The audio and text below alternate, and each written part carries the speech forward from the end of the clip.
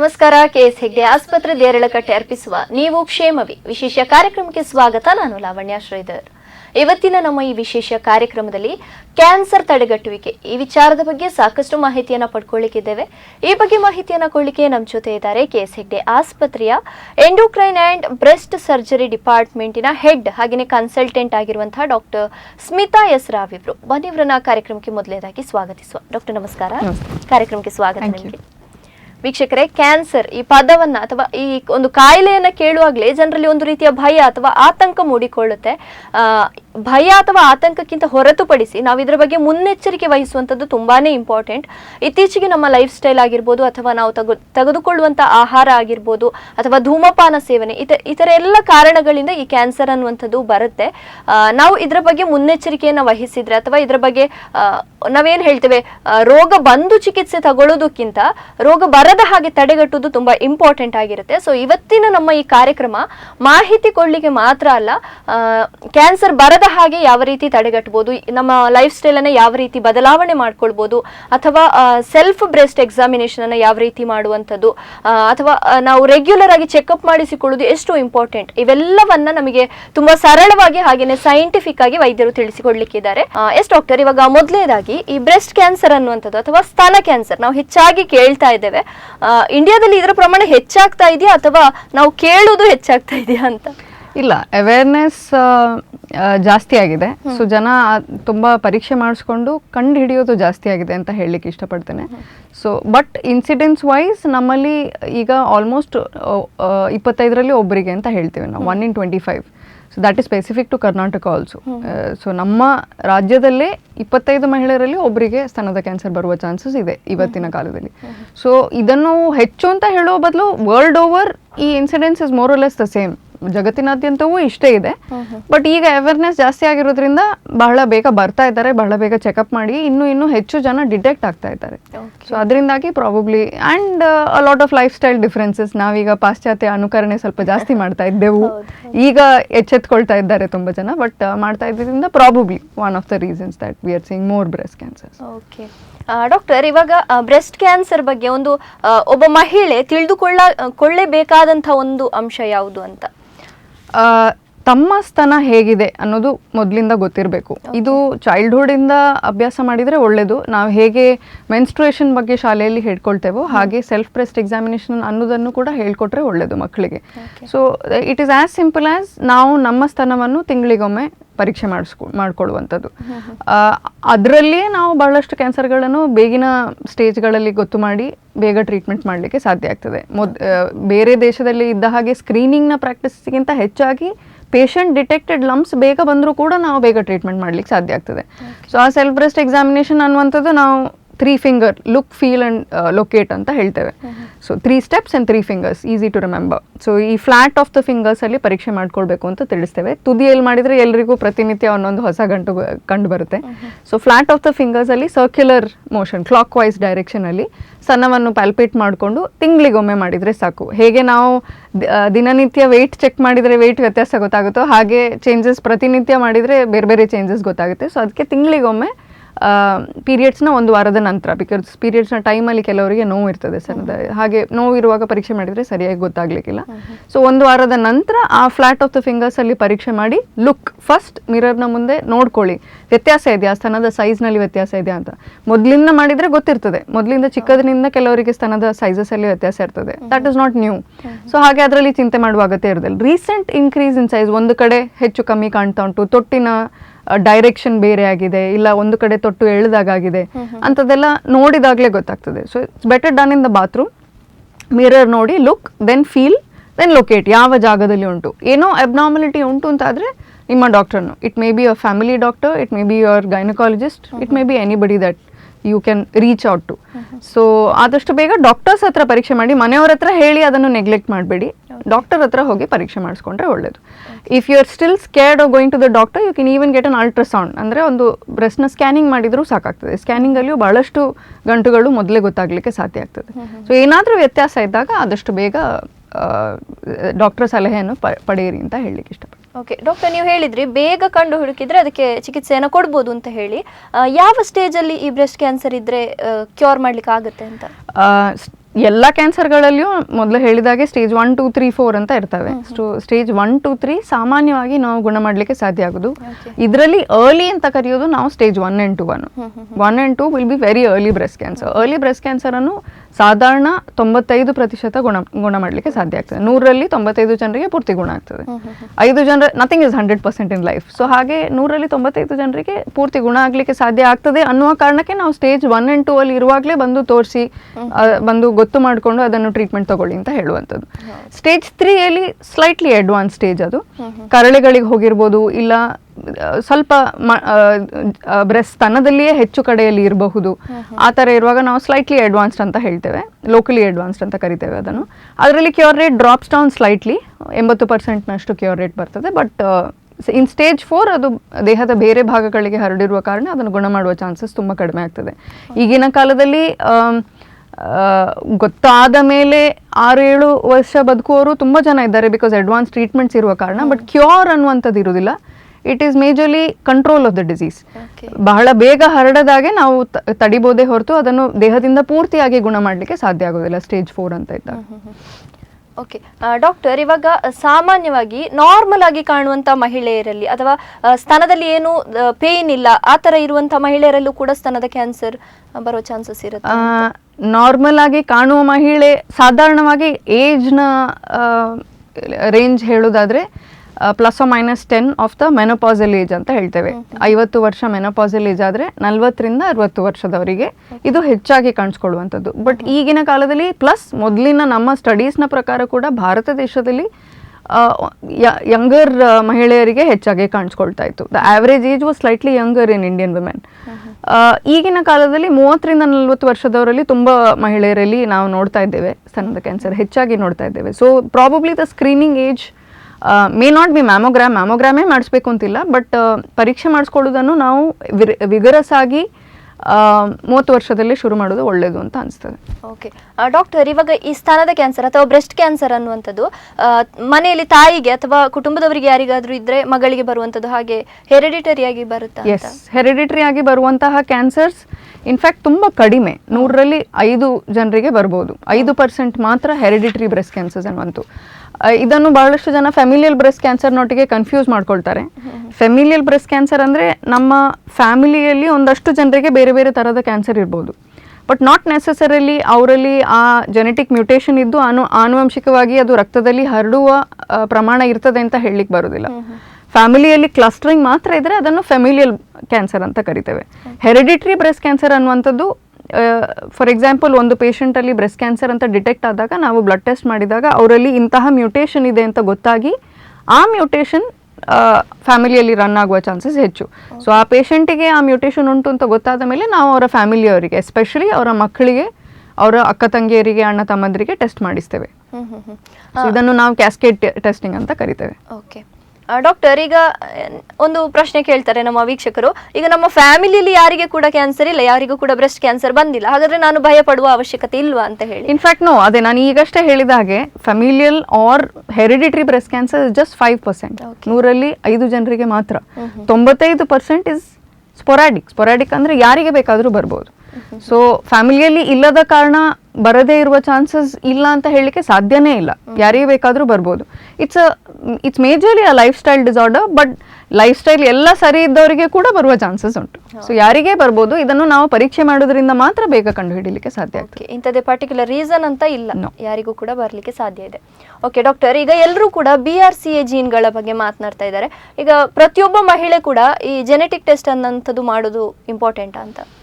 ಪ್ರತಿಯೊಬ್ಬ ಮಹಿಳೆ ಇಲ್ಲ. We have not come down to population testing.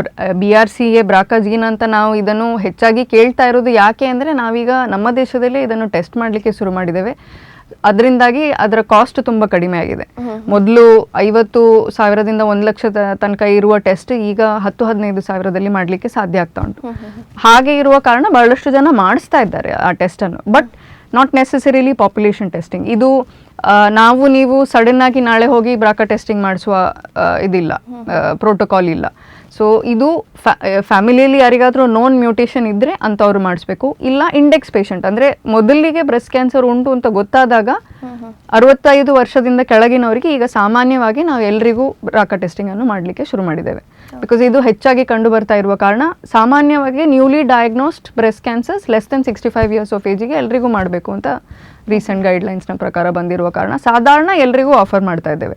ಒಂದು ವೇಳೆ ಅವರಿಗೆ ಪಾಸಿಟಿವ್ ಬಂದರೆ ಮತ್ತೆ ನಾನು ಹೇಳಿದ ಹಾಗೆ ಅವರ ಅಕ್ಕ ತಂಗಿಯರಿಗೆ, ಅಣ್ಣ ತಮ್ಮಂದರಿಗೆ, ಮಕ್ಕಳಿಗೆ ಮಾಡುವ ಸಜೆಷನ್ ಕೊಡ್ತೇವೆ. ಅದು ಒತ್ತಾಯದಲ್ಲಿ ಮಾಡುವಂಥದ್ದಲ್ಲ. ಕ್ಯಾಸ್ಕೇಡ್ ಟೆಸ್ಟಿಂಗ್ ಅನ್ನುವಂಥದ್ದು ಅವರು ಸಜೆಸ್ಟ್ ಮಾಡುವಂಥದ್ದು. ನಾವು ಭಾಳಷ್ಟು ಜನ ಅವರ ರಿಲೇಟಿವ್ಸ್ಗೆ ಹೇಳಲಿಕ್ಕೂ ಇಷ್ಟಪಡೋದಿಲ್ಲ ಬ್ರೆಸ್ಟ್ ಕ್ಯಾನ್ಸರ್ ಡಯಾಗ್ನೋಸಿಸ್ ಅನ್ನು. But this is advisable first ಪೇಷಂಟಿಗೆ, ಆಮೇಲೆ ಫ್ಯಾಮಿಲಿ ರಿಲೇಟಿವ್ಸ್ಗೆ if the patient is positive. Okay doctor, ನೀವು ಹೇಳಿದ್ರಿ ಬ್ರಾಕಾ ಟೆಸ್ಟಿಂಗ್ ಅಂತ, ಹಾಗಂದ್ರೆ ಏನು ಅಂತ ನಮ್ಮ ವೀಕ್ಷಕರಿಗೆ? ನಮ್ಮಲ್ಲಿ ಡಿ ಎನ್ ಎ ಅನ್ನುವ ಜೆನೆಟಿಕ್ ಮೇಕಪ್ ಇರ್ತದಲ್ಲ, ಸೊ ಅದರಲ್ಲಿ ಮ್ಯೂಟೇಷನ್ ಆಗೋದ್ರಿಂದ ಕ್ಯಾನ್ಸರ್ ಬರುವಂಥದ್ದು. ಯಾವುದೇ ಕ್ಯಾನ್ಸರ್ ಬರುವಂಥದ್ದು ಮ್ಯೂಟೇಷನ್ ಆಗೋದ್ರಿಂದ. ಇದು ಸ್ಪೆಸಿಫಿಕ್ ಹೆರಿಡಿಟ್ರಿ ಮ್ಯೂಟೇಷನ್ಸ್. ಇದು ತಾಯಿಯಿಂದ ಮಗನಿಗೆ, ಇಲ್ಲ ಮಗಳಿಗೆ, ಇಲ್ಲ ಅಕ್ಕ ತಂಗಿಯರಿಗೆ, ಅಜ್ಜಿಯಿಂದ ತಾಯಿಗೆ, ತಾಯಿಯಿಂದ ಮಗಳಿಗೆ, ಹಾಗೆ ಬರುವಂತಹ ಮ್ಯೂಟೇಷನ್. ಬ್ರಾಕಾ ಮ್ಯೂಟೇಷನಲ್ಲಿ ಇದನ್ನು ನಾವು ಸ್ಪೆಸಿಫಿಕ್ ಆಗಿ ಅಸೋಸಿಯೇಟ್ ಮಾಡೋದು ಬ್ರೆಸ್ಟ್ ಕ್ಯಾನ್ಸರ್ ಮತ್ತು ಒವೇರಿಯನ್ ಕ್ಯಾನ್ಸರ್ ಎರಡರ ಜೊತೆಗೂ ಕೊಡು. ಇದರಲ್ಲಿ ಬ್ರಾಕಾ 1 ಆ್ಯಂಡ್ ಬ್ರಾಕಾ 2 ಅಂತ ಇರ್ತದೆ. ಸೊ ಬ್ರಾಕಾ 1ನಲ್ಲಿ ಇನ್ನೂ ಕಡಿಮೆ ವಯಸ್ಸಿನವರಿಗೆ ಬ್ರೆಸ್ಟ್ ಮತ್ತು ಒವೇರಿಯನ್ ಕ್ಯಾನ್ಸರ್ ಇನ್ನೂ ಹೆಚ್ಚಿನ ಪ್ರಮಾಣದಲ್ಲಿ ಬರ್ತದೆ, ಟು ದ ಟ್ಯೂನ್ ಆಫ್ 80%. 100ರಲ್ಲಿ 80 ಜನರಿಗೆ in their lifetime up to 80 years, 80 ವರ್ಷದ ತನಕ ಯಾವಾಗಾದರೂ ಒಂದು ಸತಿ ಬ್ರೆಸ್ಟ್ ಕ್ಯಾನ್ಸರ್ ಇಲ್ಲ ಒವೇರಿಯನ್ ಅಂಡಾಶಯದ ಕ್ಯಾನ್ಸರ್ ಬರುವ ಚಾನ್ಸಸ್ ಇರ್ತದೆ. ಬ್ರಾಕಾ 2 ಅಲ್ಲಿ the chances of ovarian cancer are slightly less, but both are still there. ಮತ್ತು ಅದರ ಜೊತೆಗೆ ಇನ್ನೂ ಕೆಲವು ಕ್ಯಾನ್ಸರ್ಸ್, ಪ್ರಾಸ್ಟೇಟ್ ಕ್ಯಾನ್ಸರ್ ಹೇಳ್ತೇವೆ, ಭಾಳಷ್ಟು ಕ್ಯಾನ್ಸರ್ಸ್ ಅಸೋಸಿಯೇಟ್ ಇರ್ತದೆ. ಬಟ್ ಸಾಮಾನ್ಯವಾಗಿ ಬರುವಂಥದ್ದು breast and ovarian cancer. So ಇದು ಪಾಸಿಟಿವ್ ಇದ್ದಾಗ ನಾವು ಒಂದು ವೇಳೆ ಕ್ಯಾನ್ಸರ್ ಗೊತ್ತಾಗದೆ, ಈಗ ನನ್ನ ತಾಯಿಗೆ ಮ್ಯೂಟೇಷನ್ ಇದ್ದ ಕಾರಣ ನಾನು ಮಾಡಿಸಿದಾಗ ನನಗೆ ಮ್ಯೂಟೇಷನ್ ಉಂಟು ಅಂತ ಗೊತ್ತಾಯಿತು ಅಂತ ಇದ್ದರೆ, ನಾನು ಪ್ರಿವೆಂಟಿವ್ ಪ್ರೊಸೀಜರ್ಸ್ ಅನ್ನೋದನ್ನು ಕನ್ಸಿಡರ್ ಮಾಡಬೇಕಾಗ್ತದೆ. ಅಂದರೆ ಬರದ ಹಾಗೆ ನಾವು ಏನು ಮಾಡ್ಬೋದು ಅಂತ. ನೀವು ಪ್ರೊಫೈಲಾಕ್ಟಿಕ್ ಮ್ಯಾಸ್ಟೆಕ್ಟಮಿ ಅಂತ ಕೇಳಿರ್ಬೋದು. 2 ಸ್ತನವನ್ನು ತೆಗೆಸಿದವರು ಆಂಜಲಿನಾ ಜೋಲಿ ಅವ್ರು ಮಾಡಿಸಿದ್ದಾರೆ. ಹಾಗೆ ಪ್ರೊಫೈಲಾಕ್ಟಿಕ್ ಪ್ರೊಸೀಜರ್ಸಿಗೆ ರೆಡಿ ಇದ್ದರೆ ಮಾಡಿಸೋದು ಒಳ್ಳೆಯದು. ಬಟ್ ಇಲ್ಲದಿದ್ದರೆ this will also create anxiety. So ಇದನ್ನು ನಾವು ಜೆನೆಟಿಕ್ ಟೆಸ್ಟಿಂಗ್ ಮಾಡುವ ಮೊದಲು ಯಾವಾಗಲೂ ಪ್ರೀ ಜೆನೆಟಿಕ್ ಕೌನ್ಸಿಲಿಂಗ್ ಅಂತ ಮಾಡ್ತೇವೆ. ಸೊ ಅದರಲ್ಲಿ ಇದನ್ನು ಡೀಟೇಲ್ ಆಗಿ ಹೇಳ್ತೇವೆ. ಇದು ನಿಮಗೆ ಕ್ಯಾನ್ಸರ್ ಬರ್ತದೆ ಅಂತ ತಿಳಿಸಿ ಕೊಡ್ತದೆ ಅಷ್ಟೇ ಹೊರತು ಯಾವಾಗ ಬರ್ತದೆ ಅಂತ ಹೇಳೋದಿಲ್ಲ. ಸೊ ಆ ಆಂಗ್ಸೈಟಿ ಇದ್ದರೆ ನಾನೇನು ಮಾಡಿಸೋದಿಲ್ಲ, ಪ್ರಿವೆಂಟಿವ್ ಪ್ರೊಸೀಜರ್ಸ್ ಏನೂ ಮಾಡೋದಿಲ್ಲ, ಅಂಡಾಶಯದ ಕ್ಯಾನ್ಸರನ್ನು ಇಲ್ಲ ಸ್ತನದ ಕ್ಯಾನ್ಸರನ್ನು ತಡಿಲಿಕ್ಕೋಸ್ಕರ ನಾನೇನು ಮಾಡೋದಿಲ್ಲ ಅಂತ ಇದ್ದರೆ ವರ್ಷ ಚೆಕಪ್ ಮಾಡಿದರೂ ಸಾಕಾಗ್ತದೆ, ಜೆನೆಟಿಕ್ ಟೆಸ್ಟಿಂಗ್ ಮಾಡಿಸ್ಲೇಬೇಕಂತಿಲ್ಲ. ಬಟ್ ಪ್ರಿವೆಂಟಿವ್ ಪ್ರೊಸೀಜರ್ಸಿಗೆ ರೆಡಿ ಇದ್ದರೆ ಪ್ರೊಫೈಲಾಕ್ಟಿಕ್ ಮ್ಯಾಸ್ಟೆಕ್ಟಮಿ, ಅದರ ಜೊತೆಗೆ ರಿಸ್ಕ್ ರಿಡ್ಯೂಸಿಂಗ್ ಒವೇರಿಯನ್ ಸರ್ಜರಿ ಅಂತ ಹೇಳ್ತೇವೆ, ಚಿಕ್ಕ ವಯಸ್ಸಿನಲ್ಲಿ ಅಂಡಾಶಯವನ್ನು ತೆಗೆಯುವಂಥದ್ದು. So it has significant implications for a woman. ಒಂದು ಮಹಿಳೆ ಆಮೇಲೆ ಪ್ರೆಗ್ನೆಂಟ್ ಆಗಲಿಕ್ಕೆ ಸಾಧ್ಯ ಆಗೋದಿಲ್ಲ. ಸೊ ಅವರ ಫ್ಯಾಮಿಲಿ ಕಂಪ್ಲೀಷನ್ನ ತನಕ ವೆಯ್ಟ್ ಮಾಡುವಂಥದ್ದು ಅಂಥದ್ದೆಲ್ಲ ಚಾಯ್ಸಸ್ ಕೊಡ್ತೇವೆ ನಾವು. ಸೊ ಸಾಧಾರಣ 30ರಿಂದ 35 ವರ್ಷದವರಿಗೆ ತೆಗಿಸ್ಬೇಕು ಅಂತ. ಪ್ಲಸ್ ಓವರೀಸ್ ತೆಗ್ದಾನದ ನಂತರ ಬಾಡಿಯಲ್ಲಿ ಹಾರ್ಮೋನ್ಸ್ನ ವ್ಯತ್ಯಾಸ ಆಗ್ತದೆ. Oestrogen is kind of protective for a woman. Oestrogen hormone ಇಲ್ಲದಾಗ ಅವರಿಗೆ ಹೃದಯಾಘಾತದ ಚಾನ್ಸಸ್ ಕೂಡ ಬಹಳಷ್ಟು ಹೈ ಇರ್ತದೆ. ಸೊ ಇದನ್ನೆಲ್ಲ ನಾವು ಡಿಸ್ಕಸ್ ಮಾಡಿ, if they ready for a certain thing, only after that you should get tested in the first place. So test ಮಾಡಿ, ಅಯ್ಯೋ ನನಗೆ ಮ್ಯೂಟೇಷನ್ ಉಂಟು, ನಾನಿನ್ನು ಕಾಯ್ತಾ ಇರ್ತೇನೆ, ನನಗೆ ಇದೆಲ್ಲ ಪ್ರೊಸೀಜರ್ ಮಾಡಿಸ್ಲಿಕ್ಕೆ ಇಷ್ಟ ಇಲ್ಲ ಅಂತ ಇದ್ರೆ ಮಾಡಿಸೋದೇ ಇರೋದೇ ವಾಸಿ ಅಂತ ಹೇಳ್ತೀನಿ. ಓಕೆ ಡಾಕ್ಟರ್, ಈ ಜೀನ್ಗಳು ಪುರುಷರಲ್ಲೂ ಕೂಡ ಇರುತ್ತಾ ಅಂತ? ಎಸ್. ಸೊ ಇನ್ಫ್ಯಾಕ್ಟ್ ನಾವು ಜೆನೆಟಿಕ್ ಟೆಸ್ಟಿಂಗ್ ಅಡ್ವೈಸ್ ಮಾಡುವಾಗ ಅದರಲ್ಲಿ ಒಂದು ಕ್ಯಾಟಗರಿ ಮೇಲ್ ಬ್ರೆಸ್ಟ್ ಕ್ಯಾನ್ಸರ್ಸ್. ಗಂಡಸರಲ್ಲಿ ಬರುವಂತಹ ಕ್ಯಾನ್ಸರ್ ಸಾಮಾನ್ಯವಾಗಿ ಇನ್ಹೆರಿಟೆಡ್ ಮ್ಯೂಟೇಷನ್ಸಿಂದಲೇ ಬರ್ತದೆ ಅಂತ. Because the chances of breast cancer it self is 1%. 100ರಲ್ಲಿ ಒಬ್ಬರಿಗೆ ಬರುವ ಚಾನ್ಸಸ್ ಅಷ್ಟೇ. ಗಂಡಸರಲ್ಲಿ ಬರುವುದೇ ಕಡಿಮೆ, ಬರುವಾಗ ಸಾಮಾನ್ಯವಾಗಿ ಆನುವಂಶಿಕವಾಗಿ ಬಂದಿರುವ ಚಾನ್ಸಸ್ ಹೆಚ್ಚಾದ ಕಾರಣ ಅವರಿಗೆ ಜೆನೆಟಿಕ್ ಟೆಸ್ಟಿಂಗನ್ನು ಸಜೆಸ್ಟ್ ಮಾಡ್ತೇವೆ. ಸೊ ಪ್ಲಸ್ ಅವರಿಗೆ ಸ್ತನದ ಟಿಶ್ಯೂ, ಈಗ ನಮ್ಮಲ್ಲಿ ಸ್ತನದ ಟಿಶ್ಯೂ ಜಾಸ್ತಿ ಇರ್ತದೆ ಹೆಣ್ಣು ಮಕ್ಕಳಲ್ಲಿ, ಬಟ್ ಗಂಡಸರಲ್ಲಿ ಕಡಿಮೆ ಇರುವ ಕಾರಣ ಅದು ಹರಡುವ ಚಾನ್ಸಸ್ಸು ಬೇಗ. ಸೊ ಅದು ಎದೆಗೂಡಿನೊಳಗೆ ಹರಡ್ಬೋದು, ಇಲ್ಲ ಬರುವಾಗಲೇ ಅಡ್ವಾನ್ಸ್ ಸ್ಟೇಜಸ್ಸಲ್ಲಿ ಬರ್ಬೋದು. ಸೊ ಅಂಥವರು ಇನ್ನೂ ಸ್ವಲ್ಪ ಎಗ್ರೆಸಿವ್ ಆಗಿ ಬರ್ತದೆ ಕ್ಯಾನ್ಸರ್. ಸೊ ಅವರಲ್ಲಿ ಇನ್ನೂ ಸ್ವಲ್ಪ ಬೇಗ ಟ್ರೀಟ್ಮೆಂಟನ್ನು ನಾವು ಶುರು ಮಾಡ್ತೇವೆ. ಸೊ ಬರುವುದೇ ಇಲ್ಲ ಅಂತ ಇಲ್ಲ, ಬಟ್ ಚಾನ್ಸಸ್ ಭಾಳಷ್ಟು ಕಡಿಮೆ, ಪ್ಲಸ್ ಆನುವಂಶಿಕವಾಗಿ ಬರುವ ಚಾನ್ಸಸ್ ಇನ್ನೂ ಹೆಚ್ಚು. ಓಕೆ, ಅವರಿಗೂ ಕೂಡ ಸೆಲ್ಫ್ ಬ್ರೆಸ್ಟ್ ಎಕ್ಸಾಮಿನೇಷನ್ ಅನ್ನು ಅದೇ ರೀತಿ yes, but self breast examination ಮಾಡುವ ಅಗತ್ಯ ಇರುವುದಿಲ್ಲ. ಏನಾದರೂ ಚೇಂಜಸ್ ಇದ್ರೆ ತುಂಬಾ ಬೇಗ ಗೊತ್ತಾಗ್ತದೆ ಗಂಡಸರಲ್ಲಿ. ಈಗ ಹೇಗೆ ಒಂದು ಪೇಷಂಟ್ ರಕ್ತ ನೋಡಿದ್ರೆ ಬೇಗ ಡಾಕ್ಟರ್ ಹತ್ರ ಬರ್ತಾರೋ, ಗಂಡಸರಿಗೆ ಹಾಗೆ ಒಂದು ಸ್ವಲ್ಪ ಏನಾದರೂ ಚೇಂಜಸ್ ಇದ್ರೂ ಇಮಿಡಿಯೇಟ್ಲಿ ಬರ್ತಾರೆ, ಬಿಕಾಸ್ ಅದರಲ್ಲಿ ಈಸಿಯಾಗಿ ಗೊತ್ತಾಗ್ತದೆ. ವೆರಸ್ ಹೆಣ್ಣು ಮಕ್ಕಳಲ್ಲಿ ಬ್ರೆಸ್ಟ್ನ ಸೈಜ್ ದೊಡ್ಡದಿದ್ದಾಗ ಕೆಲವರಿಗೆ ಗೊತ್ತೂ ಇರೋದಿಲ್ಲ ಒಳಗೆ ಗಂಟಿರ್ತದೆ ಅಂತ. ಅನ್ಲೆಸ್ ನಾವು ಕಾನ್ಷಿಯಸ್ಲಿ ಪರೀಕ್ಷೆ ಮಾಡ್ಕೊಂಡ್ರೆ ಮಾತ್ರ ಗೊತ್ತಾಗ್ತದೆ ಹೊರತು ಹಾಗೇ ಗೊತ್ತಾಗೋದಿಲ್ಲ. ಡಾಕ್ಟರ್, ಈ ಮಹಿಳೆಯರು ಜೆನೆಟಿಕ್ ಕೌನ್ಸಿಲಿಂಗ್ ಮಾಡಲಿಕ್ಕೆ ಯಾವಾಗ ರೆಡಿ ಆಗಬೇಕು ಅಥವಾ ಮುಂದಾಗಬೇಕು ಅಂತ? ಸೊ ನಾನು ಹೇಳಿದಾಗೆ ಫ್ಯಾಮಿಲಿಯಲ್ಲಿ immediate relatives, first generation relatives ಅಂದರೆ ತಾಯಿ ಇಲ್ಲ ಅಕ್ಕ ತಂಗಿಯರಲ್ಲಿ ಬ್ರೆಸ್ಟ್ ಕ್ಯಾನ್ಸರ್ ಬಂದಿದೆ, ಓವೇರಿಯನ್ ಕ್ಯಾನ್ಸರು ಕೂಡ ಬಂದಿದೆ, ಚಿಕ್ಕ ವಯಸ್ಸಲ್ಲಿ ಬಂದಿದೆ, ಅವರಿಗೆ ಬರುವಾಗಲೇ 45 ವರ್ಷ 50 ವರ್ಷದ ಒಳಗೆ ಬಂದಿದೆ ಅಂತ ಆದರೆ ಅಂಥವರು ತಾವು ಜೆನೆಟಿಕ್ ಟೆಸ್ಟಿಂಗ್ ಮಾಡಿಸಿದ್ರೆ ಒಳ್ಳೆಯದು. ಇನ್ನೊಂದು, ಫ್ಯಾಮಿಲಿಯಲ್ಲಿ ತುಂಬ ಜನರಿಗೆ ರಿಲೇಟೆಡ್ ಕ್ಯಾನ್ಸರ್ಸ್ ಇದ್ದಾವೆ, ಅಂದರೆ ಒಂದು syndrome related, for example breast and ovarian cancers, ಅಂಡಾಶಯ ಮತ್ತು ಸ್ತನದ ಕ್ಯಾನ್ಸರ್, ಇಲ್ಲ ಪ್ರಾಸ್ಟೇಟ್ ಕ್ಯಾನ್ಸರ್, ಇಲ್ಲ ಜಠರದ ಕ್ಯಾನ್ಸರ್, ಕೋಲೋರೆಕ್ಟಲ್ ಕ್ಯಾನ್ಸರ್, ಅಂಥದ್ದೆಲ್ಲ ಕೆಲವು ಸಿಂಡ್ರೋಮಿಕ್ ಕ್ಯಾನ್ಸರ್ಸ್ ಅಂತ ಕರಿತೇವೆ. ತುಂಬ ಜನರಿಗೆ ರಿಲೇಟೆಡ್ ಕ್ಯಾನ್ಸರ್ಸ್ ಇದೆ, ಅಜ್ಜಿಗೆ, ಅಜ್ಜಿಯ ಅಕ್ಕ ತಂಗಿಯರಿಗೆ, ಇಲ್ಲ ಅಜ್ಜಿಯ ಅಕ್ಕ ತಂಗಿಯರ ಮಕ್ಕಳಿಗೆ ಎಲ್ಲ ಇದೆ. ಫ್ಯಾಮಿಲಿ ನಾವು ಪೆಡಿಗ್ರಿ ಚಾರ್ಟ್ ಅಂತ ಬರಿತೇವೆ, 3 ಜನರೇಷನ್ ಇದು ಹಿಸ್ಟ್ರಿ ತೊಗೊಳ್ತೇವೆ ನಾವು ಪೇಷಂಟ್ ಹತ್ರ ತೊಗೊಳ್ಳುವಾಗ. ಸೊ ಫಸ್ಟ್ ಅಜ್ಜಿ ಅವರ ಲೆವೆಲಿಂದ ಶುರು ಮಾಡಿ ಅವರ ಮಕ್ಕಳು ಮತ್ತು ಅವರ ಮಕ್ಕಳು ಮತ್ತು ನಮ್ಮ ಸಿಬ್ಲಿಂಗ್ಸ್, ಹಾಗೆ ಎಂಟೈರ್ ಪೆಡಿಗ್ರಿ ಚಾರ್ಟಲ್ಲಿ ಬಹಳಷ್ಟು ಜನರಿಗೆ ಕ್ಯಾನ್ಸರ್ ಇದೆ ಅಂತ ಇರುವಾಗ ನಾವು ಅಂಥವರಿಗೆ ಜೆನೆಟಿಕ್ ಟೆಸ್ಟಿಂಗನ್ನು ಸಜೆಸ್ಟ್ ಮಾಡ್ತೇವೆ. ಓಕೆ ಡಾಕ್ಟರ್, ಈ ಬ್ರೆಸ್ಟ್ ಕ್ಯಾನ್ಸರನ್ನು ತಡೆಗಟ್ಟಲಿಕ್ಕೆ ಅಥವಾ ಬರದ ಹಾಗೆ ಮಹಿಳೆಯರು ನಿಜವಾಗ್ಲೂ ಯಾವ ರೀತಿಯ ಮುನ್ನೆಚ್ಚರಿಕೆಯನ್ನು ವಹಿಸ್ಬೋದು ಅಂತ? ನಮ್ಮ ಕೈಯಲ್ಲಿ ಇರುವಂಥದ್ದು ನಮ್ಮ ಲೈಫ್ ಸ್ಟೈಲ್. ಬರುವುದೇ ಇಲ್ಲ, ಅಗೇನ್ ನಥಿಂಗ್ ಇಸ್ 100%. ಸೊ ಎಲ್ಲ ಚೆನ್ನಾಗಿ ಇದ್ದು, ನಾನು ಎಕ್ಸರ್ಸೈಸ್ ಮಾಡ್ತೇನೆ ಡಾಕ್ಟ್ರೇ, ನಾನು ಚೆನ್ನಾಗಿ ಊಟ ಮಾಡ್ತೇನೆ, ಫಿಟ್ ಇದ್ದೇನೆ, ಯಾವುದೇ ಅಭ್ಯಾಸ ಇಲ್ಲ ನನಗೆ, ಆದರೂ ನನಗೆ ಕ್ಯಾನ್ಸರ್ ಬಂತು, ಯಾಕೆ ಬಂತು ಅಂತ ಕೇಳ್ತಾರೆ. ಅನ್ಫಾರ್ಚುನೇಟ್, ಬರ್ತದೆ. ಎಲ್ಲ ಮಾಡಿದರೂ ಕೂಡ ಬರುವ ಚಾನ್ಸಸ್ ಇರ್ತದೆ. ಬಟ್ ನಮ್ಮ ಕೈಯಲ್ಲಿ ಇರುವಂಥದ್ದು lifestyle changes. Lifestyle ಚೇಂಜಸ್ಸಲ್ಲಿ ಬಹುಮುಖ್ಯ ಕಾರಣ ನಾವು ನೋಡಿರುವಂಥದ್ದು ಒಬೇಸಿಟಿ, ಬೊಜ್ಜು. ನಮ್ಮ ಗೌರ್ಮೆಂಟ್ ಭಾಳಷ್ಟು ಒತ್ತು ಕೊಡ್ತಾ ಉಂಟು ಬೊಜ್ಜನ್ನು ಕಡಿಮೆ ಮಾಡಲಿಕ್ಕೆ, ಬಟ್ ಇನ್ನೂ ತುಂಬ ಪ್ರಿವಿಲೆಂಟ್ ಇದೆ. ಸಾಮಾನ್ಯವಾಗಿ ಮೊದಲು ಬರ್ತಾ ಇದ್ದದ್ದು ಹೊರಗಿನ ಆಹಾರ ತಿಂದರೆ, ಅಂದರೆ ಪ್ರೋಸೆಸ್ಡ್ ಫುಡ್ ತಿಂದರೆ, ಕರದ ತಿಂಡಿ ತಿಂದರೆ, ಹೊರಗಿಂದ ಅಂಗಡಿಯಿಂದ ತೊಗೊಂಡು ಬಂದು ತಿಂದು ಹೆಚ್ಚಾಗಿ ತಿಂದರೆ, ಪ್ರೋಸೆಸ್ಡ್ ಫುಡ್ ತಿಂದರೆ ಒಬೆಸಿಟಿ ಬರ್ತದೆ ಅಂತ. ಪ್ಲಸ್ ನಮ್ಮಲ್ಲಿ ಮಹಿಳೆಯರು ಎಕ್ಸಸೈಸ್ ಮಾಡೋದು ತುಂಬ ಕಡಿಮೆ ಇತ್ತು. ಮೊದಲಿಂದ ಅವರು ಬೇರೆ ಕೆಲಸಗಳಲ್ಲಿ ತಮ್ಮನ್ನು ತೊಡಗಿಸಿಕೊಳ್ಳೋದ್ರಿಂದ ಅವರು ವ್ಯಾಯಾಮಕ್ಕೆ ಹೆಚ್ಚು ಒತ್ತು ಕೊಡ್ತಾ ಇರಲಿಲ್ಲ. ಈಗಿನ ಕಾಲದಲ್ಲಿ it is changing. A lot of women are actually into fitness. ನೀವು ನೋಡುವ ಹಾಗೆ ಭಾಳಷ್ಟು ಜನ ಸ್ವಿಮ್ಮಿಂಗ್ ಹೋಗ್ತಾರೆ, ಜಿಮ್ಮಿಗೆ ಹೋಗ್ತಾರೆ, ಪಾಲಿ ಸ್ಪೋರ್ಟ್ಸ್, ತುಂಬ ಮಲ್ಟಿ ಸ್ಪೋರ್ಟ್ಸಲ್ಲಿ ಇನ್ವಾಲ್ವ್ ಆಗಿರ್ತಾರೆ. ಸೊ ಹಾಗೆ ಫಿಟ್ ಇರುವವರು it is naturally good. But otherwise if you don't have a fitness routine, it is always good to exercise. ಎಕ್ಸಸೈಸಲ್ಲಿ ಈಗ ಸ್ಟ್ರೆಂತ್ ಟ್ರೈನಿಂಗ್ ಅಂತ ಹೇಳ್ತಾರೆ, ಬಟ್ ಬಹಳಷ್ಟು ಜನರಿಗೆ ಅದನ್ನು ಮ್ಯಾನೇಜ್ ಮಾಡಲಿಕ್ಕೆ ಸಾಧ್ಯ ಆಗೋದಿಲ್ಲ. ನಾವು ಟು ಬಿಗಿನ್ ವಿತ್ ನಮ್ಮ ಕ್ಲಿನಿಕಲ್ಲಿ ಹೇಳುವಂಥದ್ದು ಅಟ್ಲೀಸ್ಟ್ 15 ನಿಮಿಷ ನಡೆಯೋದನ್ನು ಅಭ್ಯಾಸ ಮಾಡಿ ಮೊದಲಿಗೆ ಅಂತ. ಇದು 2 ತಿಂಗಳಿಗೆ ಅಭ್ಯಾಸ ಆದ ಮೇಲೆ ಮತ್ತೆ ಉಳಿದದನ್ನು ಡೆವಲಪ್ ಮಾಡಿ. ಸಡನ್ ಆಗಿ ನೀವು ಇವತ್ತೇ ಹೋಗಿ ಜಿಮ್ಮಿಗೆ ಹೋಗಿ ಅರ್ಧ ಗಂಟೆ ಮಾಡಲಿಕ್ಕೆ ಸಾಧ್ಯ ಆಗಲಿಕ್ಕಿಲ್ಲ. ಬಟ್ ಬಿಲ್ಡ್ ಅ ರೂಟೀನ್ ಅಂತ. Start exercise along with that good healthy diet. ಆದಷ್ಟು ಪ್ರೊಸೆಸ್ ಫುಡ್ಡನ್ನು ಅವಾಯ್ಡ್ ಮಾಡಿ, ಕಾರ್ಬೋಹೈಡ್ರೇಟ್ಸನ್ನು ರೆಡ್ಯೂಸ್ ಮಾಡಿ, ಶುಗರಿ ಐಟಮ್ಸನ್ನು ಆದಷ್ಟು ಕಡಿಮೆ ಮಾಡಿ, ಟೈಮಿಗೆ ಊಟ ಮಾಡಿ. All of this will contribute in one way R the other. ಭಾಳಷ್ಟು ಜನ ಟೈಮ್ ಇಲ್ಲ ಅಂತ ಓಡಾಡ್ತಾ ಇರ್ತಾರೆ. ಬಟ್ 5 ನಿಮಿಷ ಊಟಕ್ಕೆ ಟೈಮ್ ಮಾಡೋದು ಹೆಚ್ಚು ಕಷ್ಟ ಆಗೋದಿಲ್ಲ ಅಂತ ಅನ್ಕೊಳ್ತೇನೆ. ಸೊ ಟೈಮಿಗೆ ಊಟ ಮಾಡುವಂಥದ್ದು, all of this will contribute to a good lifestyle. Along with that tobacco and alcohol. Tobacco particularly ತಂಬಾಕು ಸ್ತನದ ಕ್ಯಾನ್ಸರಲ್ಲಿ ಮೆನ್ಷನ್ಡ್ ಇಲ್ಲ as a risk factor. It is not been studied. But alcohol definitely has contributed. ಮೊದಲಿನ ಕಾಲದಲ್ಲಿ ಮಿತವಾದ ಮದ್ಯಪಾನ ದೇಹಕ್ಕೆ ಒಳ್ಳೆಯದು ಅಂತ ಹೇಳ್ತಾ ಇದ್ರು. But unfortunately even 1 glass of alcohol is harmful. So ಸ್ತನದ ಕ್ಯಾನ್ಸರ್ನ ಜೊತೆಗೆ ಲಿವರ್ನ ಬಹಳಷ್ಟು ಕಾಯಿಲೆಗಳು ಮದ್ಯಪಾನದಿಂದ ಬರ್ತವೆ. ಸೊ ನಿಮ್ಮ ಸುತ್ತಮುತ್ತಲಿನಲ್ಲಿ ಮದ್ಯಪಾನ ನೋಡಿದರೆ ಆದಷ್ಟು ಅದನ್ನು ತಡೀರಿ, ನೀವು ಮದ್ಯಪಾನಕ್ಕೆ ಒಳಗಾಗಬೇಡಿ ಅಂತ ಹೇಳಲಿಕ್ಕೆ ಇಷ್ಟ. ಓಕೆ ಡಾಕ್ಟರ್, ನೀವು ಎಕ್ಸಸೈಸ್ ಅಂತ ಹೇಳಿದ್ರಿ. ಎಕ್ಸಸೈಸಿಂದ ನಿಜವಾಗ್ಲೂ ಬದಲಾವಣೆ ಆಗುತ್ತಾ ಅಥವಾ ಅದೊಂದು ಆರೋಗ್ಯ ಸಲಹೆ ಅಂತ ಹೇಳ್ತಾ ಇದ್ದೀರಾ? ಇಲ್ಲ, ಎಕ್ಸಸೈಸ್ ರೆಡ್ಯೂಸಸ್ ಒಬೇಸಿಟಿ. ನಾನು ಹೇಳಿದ್ದು obesity has been studied as a risk factor. ಬೊಜ್ಜು ಸ್ತನದ ಕ್ಯಾನ್ಸರ್ ಅನ್ನು ಉಂಟು ಮಾಡ್ತದೆ ಅಂತ ನಮ್ಮ ಹತ್ರ ಎವಿಡೆನ್ಸ್ ಉಂಟು. ಸೊ ಆ ಬೊಜ್ಜನ್ನು ಕಡಿಮೆ ಮಾಡ್ಲಿಕ್ಕೋಸ್ಕರ ಎಕ್ಸಸೈಸ್ ಅಂತ ಹೇಳ್ತಾ ಇರೋದು. ಸೊ ಮೊದಲಿನ ಕಾಲದಲ್ಲಿ ನೋಡಿದಾಗೆ ಬರೀ ವೇಟ್ ಒಬ್ರು ಸಣ್ಣಕ್ಕಿದ್ದಾರೆ ಅನ್ನೋದನ್ನು ನಾವು ಹೆಲ್ದಿ ಅಂತ ಹೇಳಲಿಕ್ಕೆ ಸಾಧ್ಯ ಆಗೋದಿಲ್ಲ. ಈಗ ಬಾಡಿ ಕಾಂಪೊಸಿಷನ್ ಅನ್ನೋದನ್ನು ನಾವು ಡೀಟೇಲ್ ಆಗಿ ಸ್ಟಡಿ ಮಾಡ್ತೇವೆ. ಒಬ್ಬರ ಬಾಡಿಯಲ್ಲಿ ಫ್ಯಾಟ್ ಎಷ್ಟಿರಬೇಕು, ಮಸಲ್ ಎಷ್ಟಿರ್ಬೋದು, ಪ್ರೋಟೀನ್ ಎಷ್ಟಿರಬೇಕು ಅಂತ ಗೊತ್ತಾಗಿ ಆ ಕಾಂಪೊಸಿಷನ್ನ ಪ್ರಕಾರ ಸರಿ ಉಂಟಾ ಅನ್ನೋದು ಇಂಪಾರ್ಟೆಂಟ್ ಆಗ್ತದೆ. ಸೊ ದ್ಯಾಟ್ ಇಸ್ ವೈ ಈಗಿನ ಕಾಲದಲ್ಲಿ ಸ್ಟ್ರೆಂತ್ ಟ್ರೈನಿಂಗ್ ಅನ್ನು ಹೆಚ್ಚಾಗಿ ಮಾಡಿ. ಸ್ಟ್ರೆಂತ್ ಟ್ರೈನಿಂಗಿಗೆ ಜಿಮ್ಮಿಗೆ ಹೋಗಿ ವೆಯ್ಟ್ಸ್ ಎತ್ತಬೇಕು ಅಂತಿಲ್ಲ, ಮನೆಯಲ್ಲಿ 2 kg ಬಾಟ್ಲ್ ಎತ್ತಿದ್ರು ಸಾಕಾಗ್ತದೆ, ಪ್ಲಾಂಕ್ಸ್ ಮಾಡಿದರೆ ಸಾಕಾಗ್ತದೆ, ಪುಷಪ್ಸ್ ಮಾಡಿದರೆ ಸಾಕಾಗ್ತದೆ. But you have to find a way to do it ಅಷ್ಟೇ. ದಿವಸಕ್ಕೆ ನಾವು ಪ್ರಿವೆಂಟಿವ್ ಆಗಿ ಆಕ್ಚುಲಿ ಬುಕ್ಸ್ನ ಪ್ರಕಾರ ಹೇಳೋದಾದ್ರೆ ದಿವಸಕ್ಕೆ 20 minutes of exercise is definitely necessary, at least 5 days in a week. 20 ನಿಮಿಷ 5 ದಿನ ಮಾಡಬೇಕು. ಸ್ಯಾಟರ್ಡೇ ಸಂಡೇ ರಜೆ ಕೊಟ್ಟರು ತೊಂದರೆ ಇಲ್ಲ, ಬಟ್ 20 ನಿಮಿಷದಿಂದ 30 ನಿಮಿಷ ಮಾಡಲೇಬೇಕು ಅಂತ ಲೆಕ್ಕ. ಇವಾಗ ಬ್ರೆಸ್ಟ್ ಫೀಡಿಂಗ್ ಅಥವಾ ಸ್ತನ್ಯಪಾನ ಮಾಡೋದ್ರಿಂದ ಈ ಬ್ರೆಸ್ಟ್ ಕ್ಯಾನ್ಸರ್ ಅನ್ನ ಕಡಿಮೆ ಮಾಡಬಹುದು ಅಥವಾ ಬರದೇ ಇರದಾಗಿ ತಡೆಯುತ್ತಾ ಅಂತ ಇದು? Definitely it is protective of breast cancer ಅಂತ ಹೇಳ್ತೇವೆ ನಾವು. ಸ್ತನಪಾನವನ್ನು ಎನ್ಕರೇಜ್ ಮಾಡ್ತೇವೆ ಹೆಣ್ಣು ಮಕ್ಕಳಲ್ಲಿ.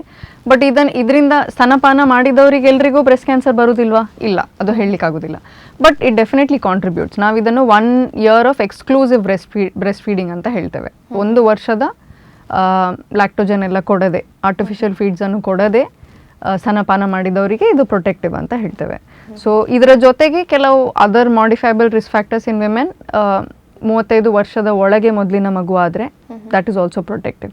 ಲೇಟಾಗಿ ಮೊದಲನೇ ಮಗು ಆದರೆ that contributes to breast cancer. ಇನ್ನೊಂದು ಮಕ್ಕಳಾಗದಾಗೆ ಮಾತ್ರೆ ತಗೊಳ್ಳುವಂಥದ್ದು, oral contraceptives for a very long duration, ತುಂಬ ವರ್ಷಗಳು ಮಕ್ಕಳಾಗದೇ ಇರುವ ಹಾಗೆ ಮಾತ್ರೆ ತಗೊಳ್ಳುವಂಥದ್ದು. ಇಲ್ಲ ಹಾರ್ಮೋನಲ್ ಕಾಂಟ್ರಸೆಪ್ಟಿವ್ಸ್ ಇರ್ಬೋದು. ಕಾಪರ್ಟಿ ಅಲ್ಲ, but IUCDs, intrauterine devices with hormones. ಅದರ ಜೊತೆಗೆ ಹಾರ್ಮೋನಲ್ ರೀಪ್ಲೇಸ್ಮೆಂಟ್ ಥೆರಪಿ. ಈಗ ಮೆನಪಾಸ್ನ ಬಗ್ಗೆ ತುಂಬ ಕೇಳ್ತೀರಿ ನೀವು ಸೋಷಿಯಲ್ ಮೀಡಿಯಾದಲ್ಲಿ. So menopause is being discussed extensively. So hormonal replacement therapy ಅಂತ ಕರಿತೇವೆ. ತುಂಬ ಮೆನಪಾಸಲ್ ಸಿಂಪ್ಟಮ್ಸ್ ಇದ್ದವರಿಗೆ ಇದನ್ನು ಕೊಡ್ತಾರೆ.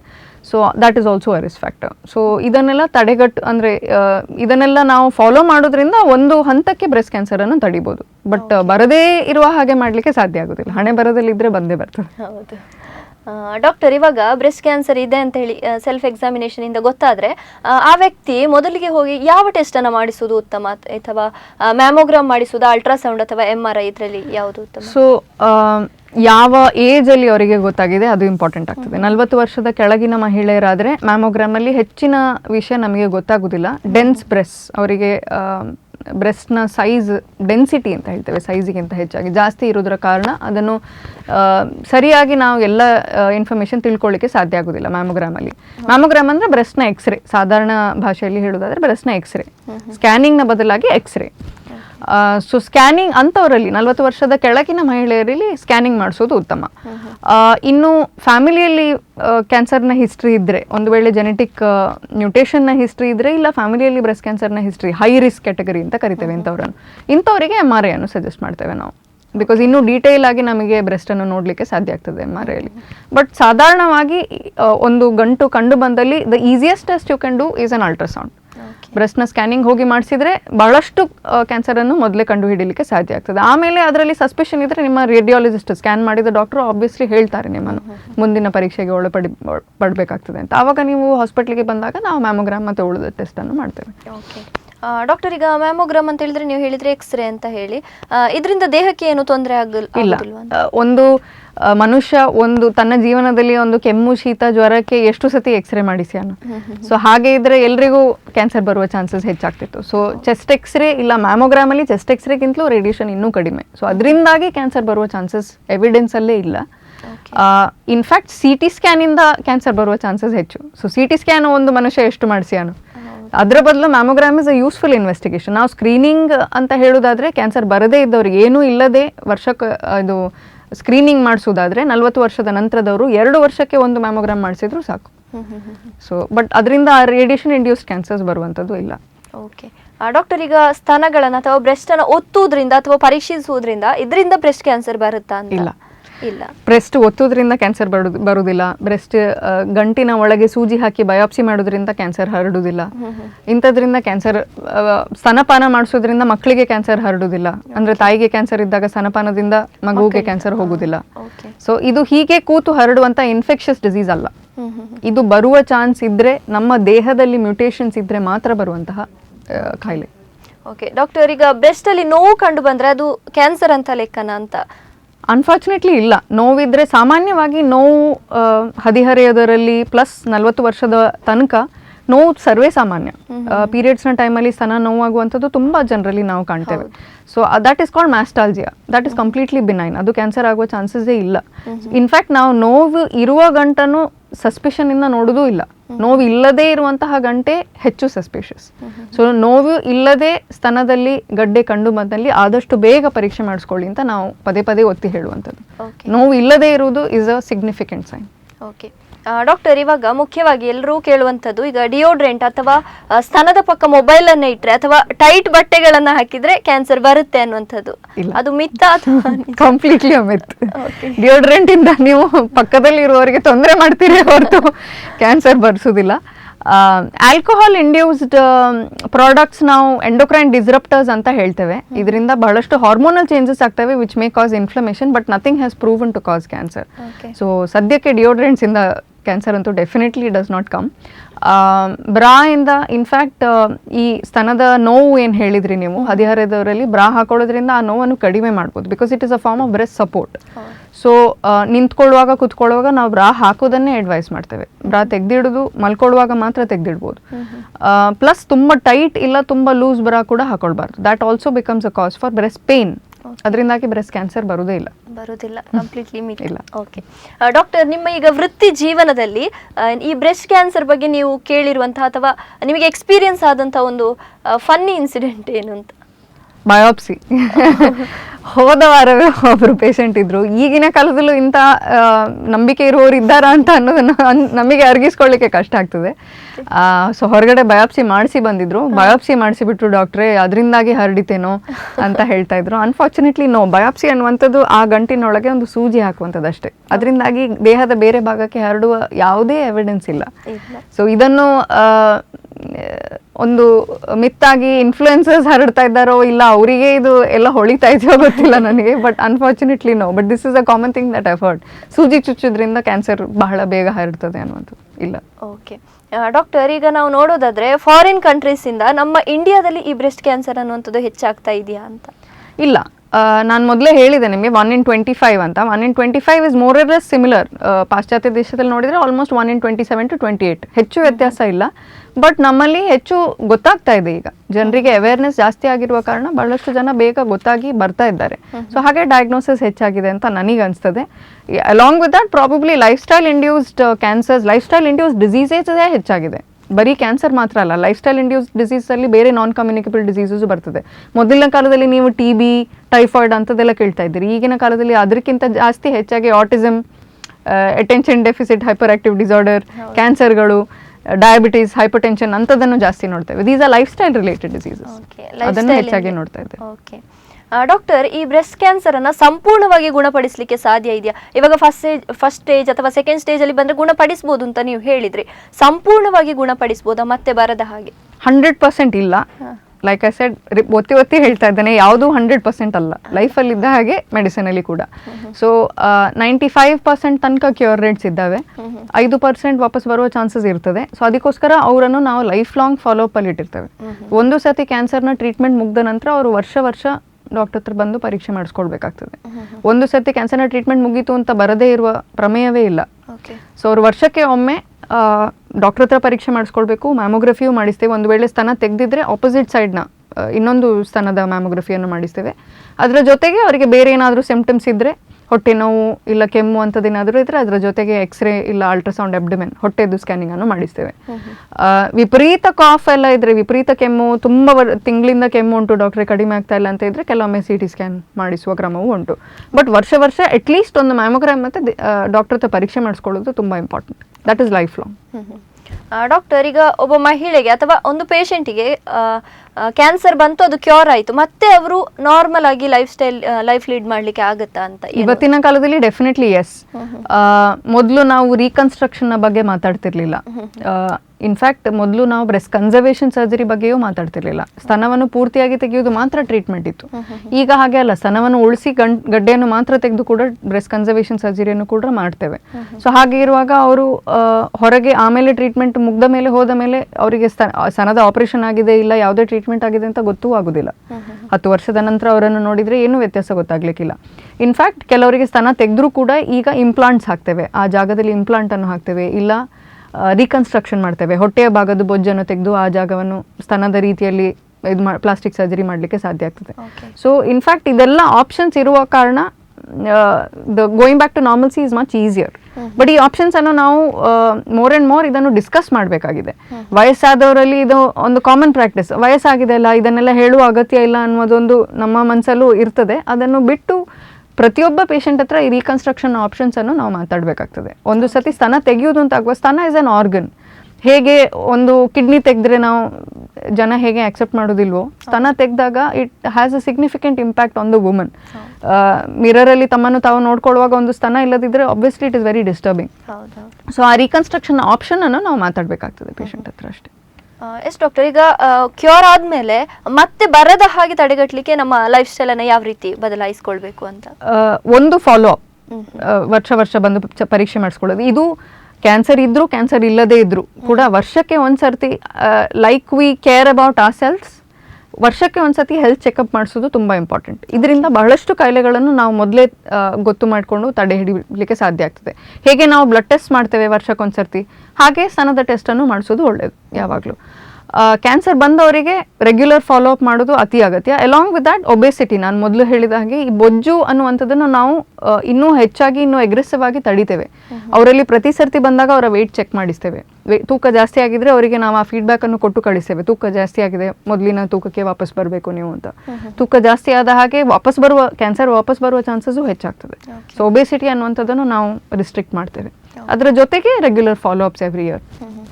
ಫುಡ್ ಮತ್ತೆ exercise, food and exercise is life style changes. ಬೊಜ್ಜು ಬರದೇ ಇರುವಾಗೆ ನೋಡ್ಕೊಳ್ಳಿಕ್ಕೆ ಆ ಕೆಲಸ ಮಾಡಲೇಬೇಕಾಗ್ತದೆ. 35 ವರ್ಷದ ನಂತರ ದೇಹ ತನ್ನಂತಾನೇ ನೋಡ್ಕೊಳ್ಳೋದಿಲ್ಲ, ನಾವು ಸ್ವಲ್ಪ ಅದಕ್ಕೆ ಎಫರ್ಟ್ ಹಾಕಬೇಕಾಗ್ತದೆ. ಸೊ ಹಾಗೆ ಕೂತ್ರೆ ಆಟೋಮ್ಯಾಟಿಕ್ಲಿ ಬೊಜ್ಜು ಬಂದೇ ಬರ್ತದೆ. ಸೊ ಎಫರ್ಟ್ ಹಾಕಿದರೆ, ಎಕ್ಸಸೈಸ್, ಸ್ವಲ್ಪ ಡಯಟ್ರಿ ಚೇಂಜಸ್ ಮಾಡಿದರೆ ಮಾತ್ರ ನಾವು ತೂಕವನ್ನು ಸ್ಥಿಮಿತದಲ್ಲಿ ಇಟ್ಕೊಳ್ಳಿಕ್ಕೆ ಸಾಧ್ಯ ಆಗ್ತದೆ. ಓಕೆ ಡಾಕ್ಟರ್, ಈಗ ಒಬ್ಬ ಮಹಿಳೆ ಸೆಲ್ಫ್ ಎಕ್ಸಾಮಿನೇಷನ್ ಅನ್ನು ಮಾಡುವಾಗ ಒಂದು ಲಂಪ್ಸ್ ಕಂಡು ಬರುತ್ತೆ, ಆದ್ರೆ ಅವರಿಗೆ ಹಾಸ್ಪಿಟಲ್ಗೆ ಬರ್ಲಿಕ್ಕೆ ಭಯ ಆಗ್ತದೆ ಅಥವಾ ಮುಜುಗರ, ಇಂಥ ಮಹಿಳೆಯರಿಗೆ ನೀವು ಏನ್ ಹೇಳಲಿಕ್ಕೆ ಇಷ್ಟಪಡ್ತೀರಿ? ಆವಾಗಲೇ ತಿಳಿಸಿದೆ, ನಿಮ್ಮ ಫ್ಯಾಮಿಲಿ ಡಾಕ್ಟರ್ ಅಂತ ಒಬ್ರು ಇರ್ತಾರೆ. ಅರ್ಜೆಂಟಿಗೆ ನಿಮ್ಮ ಫ್ಯಾಮಿಲಿಯವರು ಕನ್ಸಲ್ಟ್ ಮಾಡುವ ಡಾಕ್ಟರ್ ಅಂತ ಅವ್ರ ಹತ್ರ ಅಟ್ಲೀಸ್ಟ್ ಪರೀಕ್ಷೆ ಮಾಡಿಸ್ಕೊಳ್ಳಿ. ಇಲ್ಲ, the least you can do is go to scanning. So nearby scanning ಸೆಂಟರಿಗೆ ಹೋಗಿ ಒಂದು ಸ್ತನದ ಸ್ಕ್ಯಾನ್ ಅನ್ನು, ಅಲ್ಟ್ರಾಸೌಂಡ್ ಅನ್ನು ಮಾಡಿಸಿದ್ರೆ ಸಾಕಾಗ್ತದೆ. ಅದರಲ್ಲಿಯೂ ಗೊತ್ತಾಗ್ತದೆ ನಮಗೆ. ಅದರಲ್ಲಿ ಸಸ್ಪಿಷನ್ ಇದ್ರೆ ಆಟೋಮ್ಯಾಟಿಕ್ಲಿ ಸ್ಕ್ಯಾನ್ ಮಾಡಿದ ಡಾಕ್ಟರ್ ನಿಮಗೆ ಹೇಳ್ತಾರೆ, ನೀವು ಆದಷ್ಟು ಬೇಗ ಇದನ್ನು ಹೋಗಿ ತೋರಿಸಬೇಕು ಅಂತ ಹೇಳಿ. The basic bare minimum you can do is that. ಮಹಿಳೆಯರಲ್ಲಿ ನಾವು one of the most apprehensions that we see is lady doctor ಇಲ್ಲ, ನಮಗೆ ಕಷ್ಟ ಆಗ್ತದೆ ಅಂತ. ಈಗ ನನ್ನ ಹತ್ರ ಕೇಳಿದ್ರು, ನಾನು ಪ್ರಿಫರೆನ್ಷಿಯಲಿ ಒಬ್ರು ಲೇಡಿ ಡಾಕ್ಟರ್ ಇದ್ರೆ ನಾನು ಲೇಡಿ ಡಾಕ್ಟರ್ ಹತ್ರನೇ ಹೋಗ್ಲಿಕ್ಕೆ ಇಷ್ಟಪಡ್ತೇನೆ. So gynaecologist is the closest lady doctor you can find. ಒಬ್ರು ಫ್ಯಾಮಿಲಿಯಲ್ಲಿ ಯಾರಿಗಾದ್ರೂ ಗೈನಕಾಲಜಿಸ್ಟ್ ಒಬ್ರು ಗೊತ್ತೇ ಇರ್ತಾರೆ. ಸೊ ಅಟ್ಲೀಸ್ಟ್ ಗೈನಕಾಲಜಿಸ್ಟ್ ಹತ್ರ ಹೋಗಿ ಪರೀಕ್ಷೆ ಮಾಡಿಸ್ಕೊಳ್ಳಿ. ಅವರು ಸಸ್ಪಿಷನ್ ಇದ್ರೆ ಅವರು ಸ್ಕ್ಯಾನಿಂಗ್ ಮಾಡಿಸ್ತಾರೆ, ಏನಾದರೂ ತೊಂದರೆ ಇದ್ರೆ ಅವ್ರು ಹೇಳ್ತಾರೆ ನಿಮಗೆ ಮುಂದಿನ ಡಾಕ್ಟರ್ ಹತ್ರ ತೋರಿಸ್ಲಿಕ್ಕೆ. ಓಕೆ ಡಾಕ್ಟರ್, ನೀವು ಅವಾಗಲೇ ಹೇಳಿದ್ರಿ ಇವಾಗ ಚಿಕ್ಕ ವಯಸ್ಸಿನಲ್ಲೂ ಕೂಡ ಈ ಬ್ರೆಸ್ಟ್ ಕ್ಯಾನ್ಸರ್ ಅನ್ನುವಂಥದ್ದು ಕಂಡು ಬರ್ತಾ ಇದೆ ಅಂತ ಹೇಳಿ. ಯಾವ ವಯಸ್ಸಿನಿಂದ ಈ ಒಂದು ರೆಗ್ಯುಲರ್ ಚೆಕಪ್ ಅನ್ನುವಂಥದ್ದು ಮಾಡ್ಕೊಳ್ಬೇಕು ಅಂತ? ರೆಗ್ಯುಲರ್ ಚೆಕಪ್ ಅನ್ನುವಂಥದ್ದು ನೀವು ಯಾವ ವಯಸ್ಸಲ್ಲಿ ಇನ್ಶೂರೆನ್ಸ್ ಮಾಡಿಸ್ತೀರಿ, health insurance, I would advise it as soon as you start earning. ನೀವೇ ಯಾವಾಗ ಸ್ಯಾಲ್ರಿಡ್ ಆಗ್ತೀರಿ ಅಷ್ಟು ಬೇಗ ಹೆಲ್ತ್ ಇನ್ಶೂರೆನ್ಸ್ ಶುರು ಮಾಡಿದ ಕೂಡಲೇ ನೀವು ವರ್ಷ ಚೆಕಪ್ ಮಾಡಿಸಬೇಕು ಅನ್ನುವಂಥದ್ದು. That is at least 20-25 years, if not early. So 25 ವರ್ಷದಿಂದ ಮಾಡಿಸಿದ್ರೆ ಒಳ್ಳೆಯದು. ವರ್ಷಕ್ಕೊಮ್ಮೆ ಹೆಲ್ತ್ ಚೆಕಪ್ ಮಾಡುವಾಗ ಸ್ತನದ ಸ್ಕ್ಯಾನಿಂಗ್ ಅನ್ನು ಮಾಡಿಸಿದ್ರೆ ಸಾಕಾಗ್ತದೆ. ಓಕೆ ಡಾಕ್ಟರ್, ಇವಾಗ ಕ್ಯಾನ್ಸರ್ ಬಂತು ಅಂತ ಹೇಳಿದ್ರೆ ಎಲ್ಲರಲ್ಲೂ ಕೂಡ ಭಯ ಇರುವಂಥದ್ದು, ಏನು ಸಾವಿಗೀಡಾಗ್ತೇವೆ, ಸತ್ತು ಹೋಗ್ತದೆ ಕ್ಯಾನ್ಸರ್ ಬಂದ್ರೆ ಅಂತ ಹೇಳಿ. ಇಂಥವರಿಗೆ ನೀವು ಯಾವ ಕರೆಯನ್ನ ಕೊಡ್ತೀರಿ, ಏನ್ ಹೇಳ್ತೀರಿ ಅಂತ? ಈಗ ಆ ಮಿತ್ ಇಲ್ಲ ಅಂತ ಅನ್ಕೊಳ್ತೇನೆ. ಬಹಳಷ್ಟು ಜನರಿಗೆ ಹೋಪ್ಸ್ ಹೆಚ್ಚಾಗಿದೆ. ಕ್ಯಾನ್ಸರ್ನ ಟ್ರೀಟ್ಮೆಂಟ್ ತುಂಬಾ ಅಡ್ವಾನ್ಸ್ಡ್ ಆಗಿದೆ. ಪಾಶ್ಚಾತ್ಯ ದೇಶದಲ್ಲಿ ಏನು ಟ್ರೀಟ್ಮೆಂಟ್ ಸಿಗ್ತಾ ಇತ್ತು, ಈಗ ಭಾರತ ದೇಶದಲ್ಲೂ ಅದೆಲ್ಲ ಅವೈಲಬಲ್ ಇದೆ. ಸೊ ಹಾಗೆ ಹೆದರುವಂತ ಅಗತ್ಯ ಇಲ್ಲ. ನಾನು ಹೇಳಿದಾಗೆ ಸ್ಟೇಜ್ 4 ಅಲ್ಲಿ ಗೊತ್ತು ಮಾಡಿದ್ರು ಕೂಡ ಮತ್ತೆ ಇನ್ನೂ 6-7 ವರ್ಷ ಬದುಕಲಿಕ್ಕೆ ನಾವು ಏನೆಲ್ಲ ಸಾಧ್ಯ ಮಾಡ್ಲಿಕ್ಕೆ ಆಗ್ತದೋ ಅಂತ ಅದೆಲ್ಲ ಟ್ರೀಟ್ಮೆಂಟ್ ನಮ್ಮಲ್ಲಿ ಅವೈಲಬಲ್ ಇದೆ ಈಗ. ಆಸ್ ಕ್ಲೋಸ್ ಆಸ್ ಮಂಗಳೂರಿನಲ್ಲಿ ಕೂಡ ಅವೈಲಬಲ್ ಇದೆ. ಸೊ ಹಾಗೆ ಇರುವಾಗ ಹೆದರುವ ಅಗತ್ಯ ಇಲ್ಲ. ಆದಷ್ಟು ಬೇಗ ಹೋಗಿ ಪರೀಕ್ಷೆ ಬೇಗ ತೋರಿಸ್ಕೊಂಡಷ್ಟು ನಾವು ಗುಣ ಮಾಡುವ ಚಾನ್ಸಸ್ ಹೆಚ್ಚು, ಆವಾಗಿಂದ ಹೇಳಿದ ಹಾಗೆ.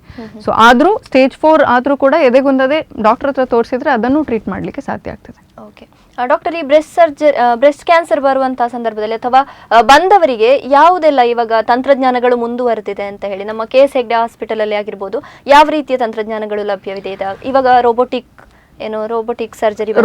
ಸರ್ಜರಿ ಸ್ಪೀಕಿಂಗ್ ಆಫ್ ಸ್ತನದ ಕ್ಯಾನ್ಸರ್ ನಲ್ಲಿ ಅಷ್ಟು ಎವಿಡೆನ್ಸ್ ಇಲ್ಲ. ಬಿಕಾಸ್ ಸ್ತನದ ಕ್ಯಾನ್ಸರ್ ರೋಬೋಟಿಕ್ ನ ಅಡ್ವಾಂಟೇಜ್ ಏನು ಅಂದ್ರೆ ಹೇಳಿದ್ರೆ, ಲ್ಯಾಪ್ರೋಸ್ಕೋಪಿ ಮೊದಲು ಹೇಗೆ ಇತ್ತು ಹಾಗೆ ರೋಬೋಟಿಕ್ ಅಂದ್ರೆ ರೋಬೋಟೇ ಸರ್ಜರಿ ಮಾಡೋದಲ್ಲ, ಒಬ್ರು ಸರ್ಜನ್ ಕೂತ್ಕೊಂಡು ರೋಬೋ ಹೇಗೆ ಸರ್ಜರಿ ಮಾಡಬೇಕು ಅನ್ನೋದನ್ನು ಗೈಡ್ ಮಾಡ್ತಾ ಇರ್ತಾರೆ ಥ್ರೂ ಔಟ್. ಸೊ ಅದರ ಬಿಗ್ಗೆಸ್ಟ್ ಅಡ್ವಾಂಟೇಜ್ ಇಸ್ ಸೊ ಅದು ಚಿಕ್ಕ ಸ್ಕಾರ್ನಲ್ಲಿ ಲ್ಯಾಪ್ರೋಸ್ಕೋಪಿ ಹೇಗೆ ಮಾಡ್ತೇವೋ ಹಾಗೆ ಚಿಕ್ಕ ಸ್ಕಾರ್ನಲ್ಲಿ ನಾವು ಇನ್ನೂ ಹೆಚ್ಚು ವಿಷನ್, ನಮಗೆ ಸರ್ಜನಿಗೆ ಇನ್ನೂ ಹೆಚ್ಚು ವಿಷನ್ ಇರ್ತದೆ ಅಂತ. ಲ್ಯಾಪ್ರೋಸ್ಕೋಪಿಯಲ್ಲಿ 3 ಟೈಮ್ಸ್ ಕಂಡ್ರೆ ಇದು 10 ಪಾಲು ಮ್ಯಾಗ್ನಿಫೈ ಮಾಡಿ ನಮಗೆ ಮ್ಯಾಗ್ನಿಫೈಯಿಂಗ್ ಗ್ಲಾಸಲ್ಲಿ ತೋರಿಸ್ತದೆ ಒಳಗಿನ ಸ್ಟ್ರಕ್ಚರ್ಸನ್ನು. ಬಟ್ ಬ್ರೆಸ್ಟ್ನಲ್ಲಿ it is a superficial organ. ನಮ್ಮ ಸೂಪರ್ಫಿಷಿಯಲ್ ಅಂದರೆ ತುಂಬ ಡೀಪ್ ಇಲ್ಲ, ಹೊಟ್ಟೆ ಒಳಗೆ ಇದ್ದಷ್ಟು ಡೀಪ್ ಇಲ್ಲ. ಸೊ ಹಾಗೆ ಇರುವಾಗ ಆ ಸ್ಕಾರ್ ಇಷ್ಟೇ ದೊಡ್ಡದಿರ್ತದೆ. ರೋಬೋಟಲ್ಲಿ ಮಾಡಿದರೂ ಕೂಡ ಸ್ಕಾರ್ ಇಷ್ಟೇ ದೊಡ್ಡದಿರ್ತದೆ. ಸೊ ನಾವು ಸಾಮಾನ್ಯವಾಗಿ ಮಾಡುವ ಸರ್ಜರಿಯಲ್ಲೂ ಇಷ್ಟೇ ದೊಡ್ಡ ಸ್ಕಾರಲ್ಲಿ ಮಾಡಲಿಕ್ಕೆ ಸಾಧ್ಯ ಆಗ್ತದೆ. So the evidence is not much, but it's going to come. Endoscopic mastectomy already ಭಾಳಷ್ಟು ಜನ ಮಾಡ್ತಾ ಇದ್ದಾರೆ. ಪ್ರೊಫೈಲಾಕ್ಟಿಕ್ ಸರ್ಜರಿ ಅಂತ ಹೇಳಿದ್ನಲ್ಲ ನಾನು, ಮ್ಯೂಟೇಷನ್ ಪಾಸಿಟಿವ್ ಇದ್ದವ್ರಿಗೆ ಅಂಥವರಿಗೆ it is very useful. Because ನಾವು ಆಪರೇಷನ್ ಕೂಡ ಮಾಡಿ ಇಂಪ್ಲಾಂಟ್ ಕೂಡ ಅದೇ ಜಾಗದಿಂದ ಒಳಗೆ ಹಾಕ್ಬೋದು. ಸೊ ರೀಕನ್ಸ್ಟ್ರಕ್ಷನ್ ಕೂಡ ಅದೇ ಜಾಗದಿಂದ ಆಗ್ತದೆ. ಅಂಥವರಿಗೆ it is advisable. Robotic mastectomy bilateral ಎರಡೂ ಕಡೆಗೆ ಮಾಡಲಿಕ್ಕೆ ಸಾಧ್ಯ ಆಗ್ತದೆ with very minimal scar and quick recovery. Okay, KS Hegde ಹಾಸ್ಪಿಟಲಲ್ಲಿ ಯಾವುದೆಲ್ಲ ಸೌಲಭ್ಯಗಳು ಇದೆ? ಸೊ ರೋಬೋ ನಮ್ಮಲ್ಲಿ ಇದೆ. ಅದರ ಜೊತೆಗೆ we have a well establish department. ಈಗಷ್ಟೇ ಲೀನಿಯರ್ ಆಕ್ಸಿಲರೇಟರ್ ಹೊಸ ಮೆಷಿನ್ ಬಂದಿದೆ ರೇಡಿಯೇಷನ್ ಡಿಪಾರ್ಟ್ಮೆಂಟ್ನವ್ರದ್ದು. It is getting installed by next month or another 2 months it should be fully functional. ಅದರ ಜೊತೆಗೆ ಎಲ್ಲ ಅಡ್ವಾನ್ಸ್ಡ್ ನಾನು ಏನು ಕೀಮೊಥೆರಪಿ ಇಲ್ಲ ಜೆನೆಟಿಕ್ ಟೆಸ್ಟಿಂಗ್ ಅಂತ ಹೇಳ್ತೇವೆ ಅದನ್ನು ನಾವು ಮಂಗಳೂರಲ್ಲೇ ಮಾಡ್ತಾ ಇದ್ದೇವೆ. ಈಗ ಭಾಳಷ್ಟು ಪೇಷಂಟ್ಸ್ ಅದನ್ನು ಮಾಡಿಸಿ ಪ್ರಯೋಜನ ಕೂಡ ತಗೊಂಡಿದ್ದಾರೆ. ಸೊ ಇದು ಇವತ್ತಿನ ದಿನದಲ್ಲಿ ನೀವು ಕ್ಯಾನ್ಸರ್ನ ಡಯಾಗ್ನೋಸಿಸ್ ಇದ್ರೆ ಬೆಂಗಳೂರಿಗೆ ಹೋಗೋ ಅಗತ್ಯ ಇಲ್ಲ. ಏನೆಲ್ಲ ಟ್ರೀಟ್ಮೆಂಟ್ ಭಾರತದಲ್ಲಿ ಉಂಟು ಅದೆಲ್ಲ ಮಂಗಳೂರಿನಲ್ಲಿ KS ಹೆಗ್ಡೆಯಲ್ಲಿಯೂ ಅವೈಲೇಬಲ್ ಇದೆ ಅಂತ ಹೇಳಲಿಕ್ಕೆ ಇಷ್ಟಪಡ್ತೀನಿ. ಓಕೆ ಡಾಕ್ಟರ್, ಇವಾಗ ಕಾರ್ಯಕ್ರಮದ ಕೊನೆಯದಾಗಿ ಈ ಬ್ರೆಸ್ಟ್ ಕ್ಯಾನ್ಸರ್ ಬಗ್ಗೆ ವೀಕ್ಷಕರಿಗೆ ನೀವು ಏನು ಕಿವಿ ಮಾತನ್ನ ಹೇಳ್ತೀರಿ? ಒಂದಕ್ಕಿಂತ 2 ಹೇಳಲಿಕ್ಕೆ ಇಷ್ಟಪಡ್ತೇನೆ. ಒಂದು ಇಸ್ ಸೆಲ್ಫ್ ಬ್ರೆಸ್ಟ್ ಎಕ್ಸಾಮಿನೇಷನ್. ನಿಮ್ಮ ಸ್ತನ ಹೇಗಿದೆ ಅಂತ ನಿಮಗೆ ಚಿಕ್ಕಂದಿನಿಂದ ತಿಳಿದಿರಬೇಕು. ಸೊ ಅದನ್ನು ಪರೀಕ್ಷೆ ಮಾಡಿಕೊಂಡಾಗ ಬಹಳಷ್ಟು ಗಂಟುಗಳನ್ನು ನೀವೇ ತಿಳ್ಕೊಂಡು ನೀವೇ ಡಾಕ್ಟರ್ ಹತ್ರ ಹೋಗಿ ತೋರಿಸ್ಲಿಕ್ಕೆ ಸಾಧ್ಯ ಆಗ್ತದೆ. Number 1. Number 2 is life style. So if you have not started exercise ಮಾಡೋದನ್ನು ಆದಷ್ಟು ಬೇಗ ಶುರು ಮಾಡಿ. ಡಯಟ್ರಿ ಚೇಂಜಸನ್ನು ಆದಷ್ಟು ಮಾಡಿ. ತಿಂಗಳಿಗೆ ಒಮ್ಮೆ ಹೊರಗೆ ಹೋಗಿ ತಿನ್ನೋದು ತೊಂದರೆ ಇಲ್ಲ, ಬಟ್ ಆದಷ್ಟು ಮನೆಯಲ್ಲಿ ಮಾಡಿ ತಿನ್ನೋದನ್ನು ಅಭ್ಯಾಸ ಮಾಡಿ. ಹೆಲ್ದಿ ಫುಡ್ಡನ್ನು ತಿನ್ನೋದು ಅಭ್ಯಾಸ ಮಾಡಿ. This is the main message that I have to give everyone. Doctor, ಇಷ್ಟೊತ್ತು ನಮ್ಮ ಜೊತೆಗಿದ್ದು ಬ್ರೆಸ್ಟ್ ಕ್ಯಾನ್ಸರ್ ಬಗ್ಗೆ ಸಾಕಷ್ಟು ಮಾಹಿತಿಯನ್ನು ನೀಡಿದರೆ ನಿಮಗೆ ಧನ್ಯವಾದಗಳು. ವೀಕ್ಷಕರೇ, ನೀವು ಕೂಡ ಸಾಕಷ್ಟು ಮಾಹಿತಿಯನ್ನು ಪಡ್ಕೊಂಡ್ರಿ ಅಂತ ಅಂದ್ಕೊಳ್ತೇವೆ. ಡಾಕ್ಟರ್ ಮೇಯ್ನಾಗಿ ಹೇಳಿದರು ಸೆಲ್ಫ್ ಬ್ರೆಸ್ಟ್ ಎಕ್ಸಾಮಿನೇಷನನ್ನು ಯಾವ ರೀತಿ ಮಾಡೋದು ಅಂತ ಹೇಳಿ. ಮತ್ತು ನಿಮಗೇನಾದರೂ ಏನೋ ಡೌಟ್ಸ್ಗಳು ಅಥವಾ ಲಮ್ಸ್ಗಳು ಕಂಡು ಬಂದರೆ ಖಂಡಿತವಾಗಿ ನೀವು ಮುಜುಗರ ಪಟ್ಟುಕೊಳ್ಳೋದು ಅಥವಾ ಭಯ ಪಟ್ಕೊಳ್ಳೋದು ಮಾಡಬೇಡಿ. ಖಂಡಿತವಾಗಿ ನಿಮ್ಮ ವೈದ್ಯರನ್ನು ಒಂದ್ಸರಿ ಕನ್ಸಲ್ಟ್ ಮಾಡಿ. ಆ್ಯಂಡ್ ಯಾವುದೆಲ್ಲ ಮಿತ್ ಇದೆ, ನೀವು ಏನು ಮೂಢನಂಬಿಕೆಗಳು ಏನಿದೆ ಅಂತ ಕೂಡ ಡಾಕ್ಟರ್ ಹೇಳಿದರು. ಖಂಡಿತವಾಗಿ ನಮ್ಮ KS ಹೆಗ್ಡೆ ಹಾಸ್ಪಿಟಲಲ್ಲಿ ಸಾಕಷ್ಟು ಸೌಲಭ್ಯಗಳು ಇದೆ, ತಂತ್ರಜ್ಞಾನಗಳು ಇದೆ. ನೀವು ಖಂಡಿತವಾಗಿ ಅದರ ಉಪಯೋಗವನ್ನು ಕೂಡ ಪಡ್ಕೊಳ್ಬೋದು. ಮುಂದಿನ ವಾರ ಇನ್ನೊಂದು ವಿಚಾರದ ಜೊತೆ ಬರ್ತೀವಿ. ಇದಾಗಿತ್ತು ಈ ಹೊತ್ತಿನ ವಿಶೇಷ. ನಿರಂತರ ಸುದ್ದಿ ಹಾಗೂ ಮನರಂಜನೆಗಾಗಿ ನೋಡ್ತಾ ಇರಿ ದೈಚಿಬಲ್ 24x7.